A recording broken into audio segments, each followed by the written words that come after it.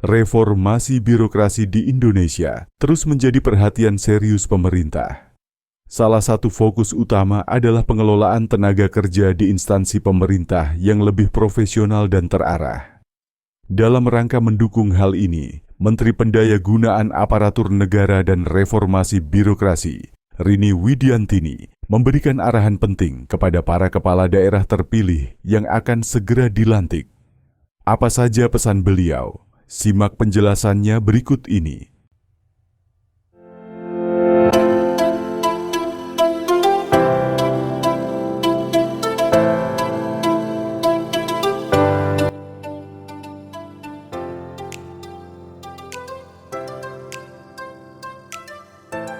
Menteri Pendayagunaan Aparatur Negara dan Reformasi Birokrasi, Menpan RB, Rini Widiantini mengingatkan kepala daerah terpilih yang akan dilantik agar tidak lagi mengangkat tenaga honorer atau pegawai non-aparatur sipil negara, ASN.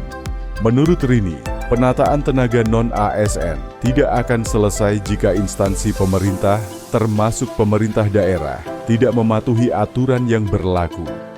Sejak Undang-Undang Nomor 20 Tahun 2023 tentang ASN mulai berlaku, instansi pemerintah dilarang mengangkat pegawai non-ASN atau nama lainnya untuk mengisi jabatan ASN, ujar Rini dalam siaran pers Kemenpan RB, Selasa, 28 Januari 2025. Rini meminta seluruh pihak, termasuk kepala daerah yang akan dilantik, untuk mematuhi amanat undang-undang ini. Saya mengingatkan kembali agar kita konsisten melaksanakan amanat UU nomor 20/2023 ini, termasuk kepada kepala daerah yang nanti akan dilantik agar berkomitmen untuk tidak lagi mengangkat pegawai non-ASN. Tegasnya Rini menjelaskan, penataan tenaga non-ASN sudah dimulai sejak 2005. Pemerintah secara bertahap mendata tenaga non-ASN dan mengangkat sebagian menjadi ASN.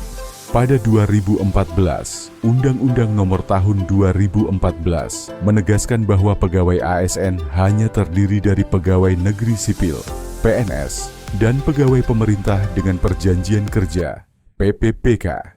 Merujuk aturan ini, Kemenpan RB dan Badan Kepegawaian Negara, BKN,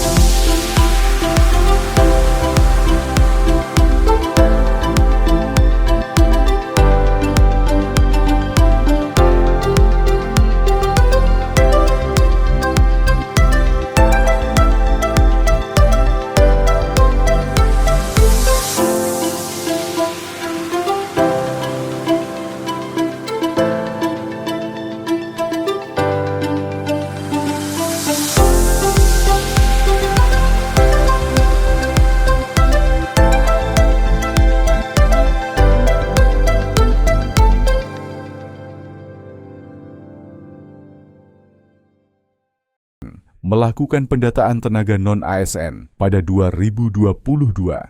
Hasilnya diketahui total tenaga non-ASN sebanyak 2.355.092 di seluruh Indonesia, ungkap Rini. Dari 2,3 juta non-ASN yang terdata, jumlahnya terus berkurang karena beberapa dari mereka diterima menjadi ASN pada pengadaan ASN selama tahun 2021. 2022, dan 2023, tambahnya. Hingga 2024, jumlah tenaga non-ASN yang terdata dalam database BKN tersisa 1,7 juta. Pemerintah terus berupaya menyelesaikan penataan tenaga kerja ini. Rini menyebut seleksi calon ASN, CASN, atau CPNS 2024 sebagai salah satu langkah penyelesaian penataan tenaga non-ASN. Pemerintah juga membuka seleksi pegawai pemerintah dengan perjanjian kerja, PPPK, tahap I dan tahap 2. Saat ini, seleksi CPNS 2024 sudah memasuki tahap akhir, sementara seleksi PPPK 2024, tahap 1 dan tahap 2 masih dalam tahap tes lanjutan. Menurut Rini Widiantini, salah satu alasan utama kebijakan ini adalah untuk menciptakan sistem kepegawaian yang lebih profesional, terstruktur, dan terintegrasi. Pemerintah saat ini tengah berupaya memastikan bahwa semua pegawai yang bekerja di lingkungan pemerintahan memiliki status yang jelas, baik sebagai pegawai negeri sipil, PNS, maupun pegawai pemerintah dengan perjanjian kerja, PPPK.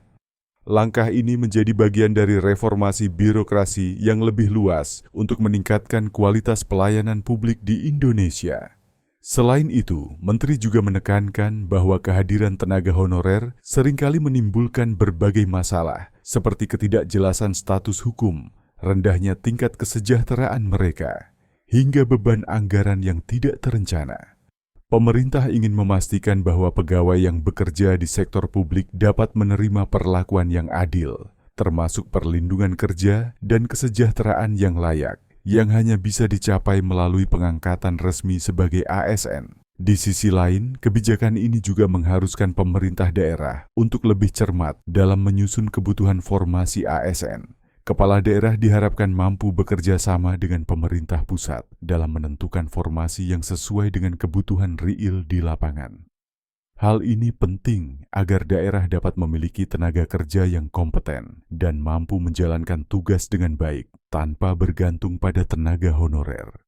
Rini Widiantini juga mengingatkan bahwa pelanggaran terhadap aturan ini dapat berdampak serius, baik bagi kepala daerah maupun instansi yang bersangkutan.